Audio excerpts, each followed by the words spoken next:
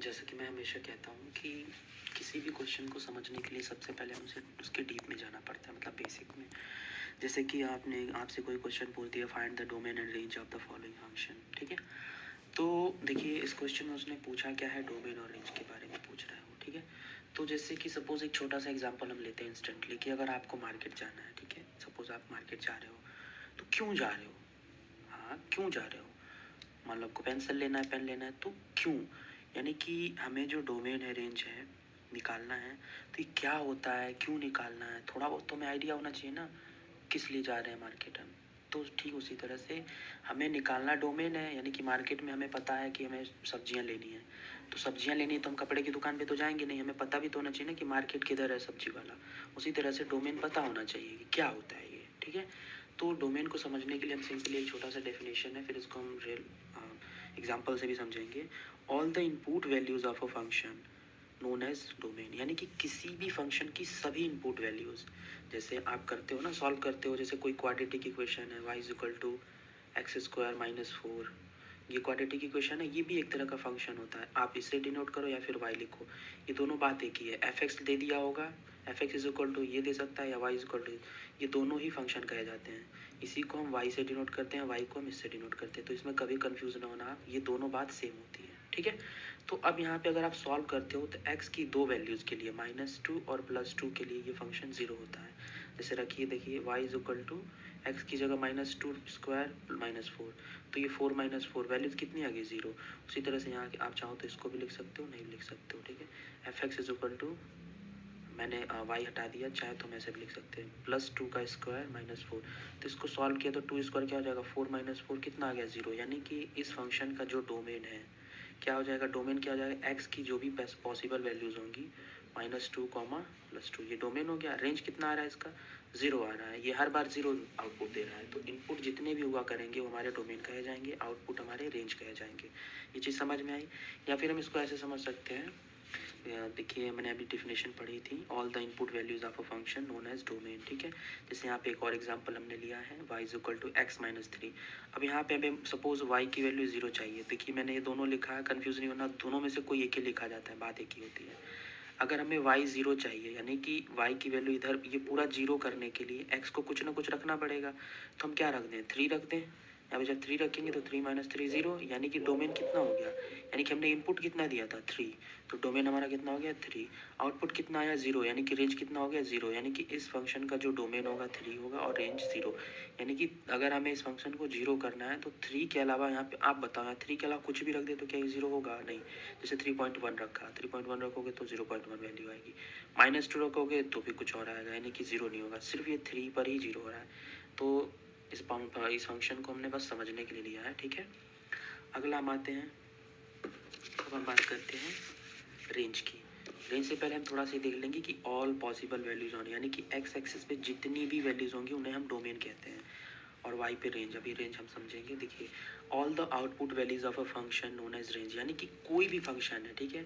जैसे हमारा एक फंक्शन था ना, क्वाड्रेटिक इक्वेशन, इसमें हमने इसका जो डोमेन था -2 +2 था। जब -2 रखा तो 0 आया, +2 रखा तो 0 आया, यानी कि ये हमारा इनपुट था। फंक्शन में जो रख रहे हैं उसे हम इनपुट कहते हैं, जो निकल गया तो उसे आउटपुट कहते हैं, ठीक है। तो आउटपुट हमारा 0 निकल के आ रहा है, तो जो आउटपुट होता है उसी को रेंज कहते हैं, ठीक है। या फिर हम ये कह सकते हैं, हम इसको ऐसे भी याद रख सकते हैं, the all the values lie on Y axis are known as range, ठीक है। यानी कि वाई पर जो भी एक्सिस हो, वाई एक्सिस पे जो भी वैल्यूज होंगी वो हमें रेंज कहेंगे जाएंगे, उन्हें उन्हें रेंज कहेंगे, ठीक है। जैसे उसी एग्जांपल को मैंने यहाँ फिर से दिखाया आपको, F x is equal to Y, इन दोनों में से कोई, ये कंफ्यूज नहीं होना, F x is equal to this, या फिर कभी कभी जी ऑफ एक्स भी लिख सकता है, ठीक है। तो ये बात सब एक ही होती है, बस फंक्शन को हम किसी भी चीज़ से डिनोट कर सकते हैं, Y F of X, G of X, K of X, Z of X, T of X, कुछ भी, बस उसमें से एक लेना होता है, दोनों बात एक ही होती है, ठीक है। एक्स स्क्वायर -4, देखिए एक्स की वैल्यू हमने 2 रखी, तो सॉल्व करने के बाद देखिए 0 आ रहा है, 2 स्क्वायर 4 -4 0, ठीक है। इसी तरह से -2 रखा तो -2 स्क्वायर -4, तो -2 का स्क्वायर भी प्लस का 4 होता है, +4 -4 0। यानी कि इस फंक्शन का अगर इनपुट देखें तो +2 और -2 रखा जा रहा है, तो ये 0 हो जा रहा है। रेंज हमारा सिर्फ 0 आ रहा है, ठीक है। तो आइए अब थोड़ा सा इस चीज़ को हम ग्राफ से समझ लेते हैं। ग्राफ बहुत ही ज़रूरी होता है, डिलीटेड है बट ग्राफ से हमारे ऑब्जेक्टिव के क्वेश्चन बहुत ईजिली हो जाते हैं। देखिए जैसे ये हमारा एक कोऑर्डिनेट है, एक्स वाई प्लेन है हमारा, इसके बारे में तो बच्चा बच्चा जानता है। तो एक्स की जितनी भी वैल्यूज़ होंगी, यानी कि पॉजिटिव एक्स जितना होगा ये सब डोमेन कहा जाएगा, नेगेटिव एक्स जितना होगा ये डोमेन कहा जाएगा, ठीक है। वाई पर जितनी वैल्यूज़ होंगी इनको रेंज कहा जाएगा, और नेगेटिव वाई पर जितनी वैल्यू होगी इनको भी रेंज कहा जाएगा, ठीक है। वेदर वो नेगेटिव रेंज पॉजिटिव रेंज अगर पूछता है तो आप फिर सिर्फ पॉजिटिव, वो कहेगा कि बताइए पॉजिटिव डोमेन क्या होगा, तो एक्स की सारी पॉजिटिव वैल्यूज़ ले लीजिए। वो कहेगा नेगेटिव डोमेन बताइए, तो एक्स की सारी नेगेटिव वैल्यूज़, उसी तरह वाई जेड, ठीक है। चलिए एक छोटा सा एग्जांपल से लेके हम इस चीज़ को समझते हैं। जैसे हमारा कोई एक फंक्शन एफ एक्स है, ठीक है, मैंने ये बता भी रखा है, वाई इज इक्वल टू भी रख सकते हैं, ठीक है। कोई फंक्शन एफ एक्स है इज इक्वल टू, ये करली ब्रैकेट है 1,2,4,3,7,8,y,6,8,3। अब इस फंक्शन में बोल देगा कि भैया बताइए कि डोमेन क्या है, ठीक है।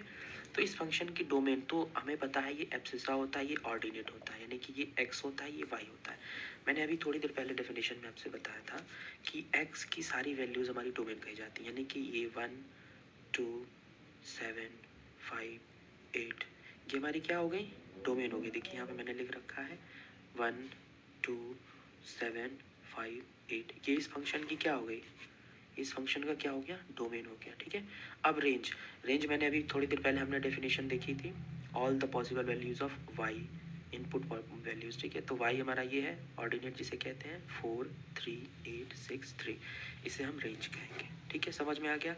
यानी कि इस तरह का अगर फंक्शन दे रखा है, उसमें बस पूछे थे कि डोमेन रेंज बताओ, तो एक्स की सारी वैल्यूज़ आप पिक कर लो और उन्हें लिख दो एक डब्बे में, स्मॉल ब्रैकेट में, इन्हें डोमेन कह दो, और इसमें से वाई पिक कर लो, उसको रेंज किया गया उसको लिख दो डब्बे में, इसको हम रेंज कह देंगे। तो इतना आपकी समझ में आ गया होगा, ठीक है। आइए हम थोड़ा सा मॉड्यूलस के बारे में देखते हैं, ठीक है। हमारे पास क्वेश्चन ये था, f x is equal to minus of mod x, find domain and range. Minus mod x का हमें डोमेन और रेंज बताना था, ठीक है। तो सबसे पहले थोड़ा सा मॉड एक्स के बारे में देख लेते हैं। ग्राफ मैंने इसलिए बना रखा है कि ग्राफ में कुछ नहीं, बस उस हमारे दिमाग को ग्राफ तेज़ी से याद होता है, इसलिए मैंने ग्राफ से कोशिश की है पहले समझाने की, ठीक है। हम इस क्वेश्चन को ग्राफ से भी देख लेंगे एक बार। ग्राफ डिलीटेड है, नहीं आता है, पर ग्राफ से ही क्वेश्चन को आसानी से समझा जा सकता है, ठीक है। तो ये f x is equal to Y, मैंने बताया ना, बात एक ही हुई, या तो इसे लिखें या इसे, आप अगर आज कन्फ्यूज़न है तो आप इसे हटा सकते हो, सिर्फ लिखो f x is equal to mod x, ठीक है। तो मॉड एक्स जो हमारा डिफाइन होता है वो माइनस एक्स होता है, कब, एक्स लेस देन जीरो के लिए। मॉड एक्स हमारा एक्स होता है जब एक्स ग्रेटर और इक्वल टू जीरो। ये क्या बोला है भाई, देखो जब एक्स हमारा इधर है, ध्यान से देखो आप, ये मॉड एक्स का ग्राफ है, आप देखो इस वाले पोर्शन को छुपा लो, ठीक है।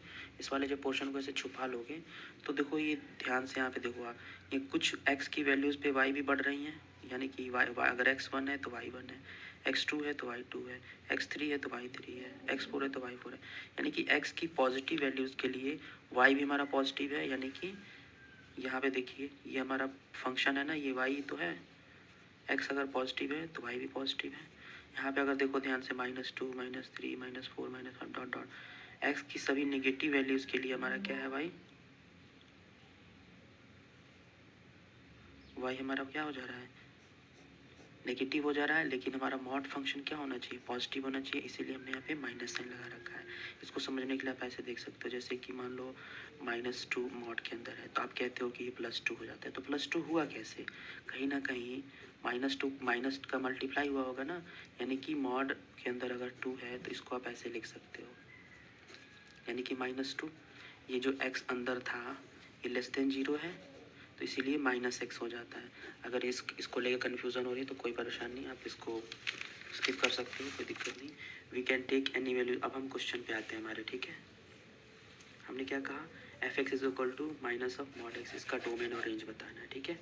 We can take any values of x. देखिए ये हमारे एक अज्यूम करना होता है, लाइक जैसे एक्स की कुछ वैल्यूज़ लेके हमें चेक करना होता है कि एक पैटर्न हमें ढूंढना होता है, ठीक है। तो अगर x की वैल्यू 1 ले रहे हैं, ठीक है, या -2 ले रहे हैं, या x इज इक्वल टू ये ले रहे हैं, जो भी ले रहे हैं हम, ठीक है, यानी कि x की कोई भी वैल्यूज़ हम ले सकते हैं।